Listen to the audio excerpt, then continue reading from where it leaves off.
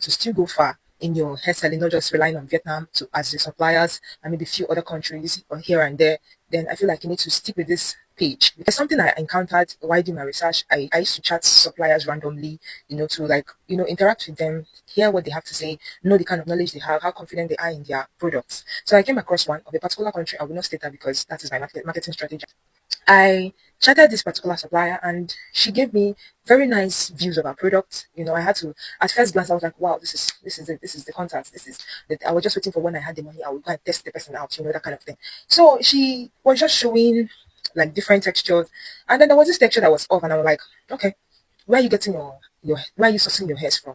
She stated the country. At first, when I saw the videos, I asked her where are you sourcing your hairs from. She stated a region of the world. She said she was sourcing hairs from Southeast Asia and things like that. And I was like, okay, that's fine.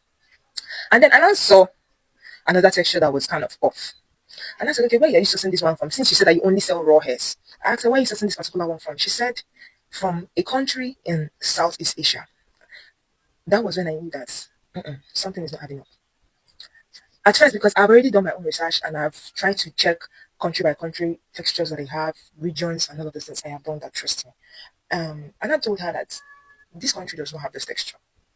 That she should please tell me the truth, defend her product, like tell me something I don't know. Then she became defensive and was like, oh, I get my hair from Southeast Asia, and if you don't believe in this, then there's nothing to explain. Very dismissive statement. But the way she was so dismissive was a red flag for me because if you want to say your product, you should be very confident of where you're getting your hair from. And if I say that I know that this is not where it's gotten from, you should be able to maybe give me something like, something like that. But no. And this is the things that a lot of big vendors or a lot of people or a lot of hair vendors fall victim of. Because if a supplier tell you, oh, I source my hair from India, or I source my hair from Vietnam, or I source my hair from one village in Vietnam, or this, you automatically believe it because that is all you want to believe, or that's all you see, because you don't have the information of textures in the world. So if somebody just come and tell you something that sounds new or sounds refreshing, you automatically think that that is the truth. That alone has given me like an ick from that vendor, even if her products are nice. But the fact that she's not even sure of where she's sourcing her hair from, because these people, they will just buy hair from maybe somebody in that country, and because of their sourcing their hair from that country, they think that that texture is also from that country. You get that? But it's not from that country because they made that in their own factory in that country and they sent it to you. You as a supplier or you as a vendor should be able to know that this particular texture is not gotten from this origin. Rather, it was processed in this particular origin, not from that origin exactly. You understand that now? That you see a hair processed in Vietnam, processed in India, and if you want to buy Indian hair, you automatically think that the hair is from India.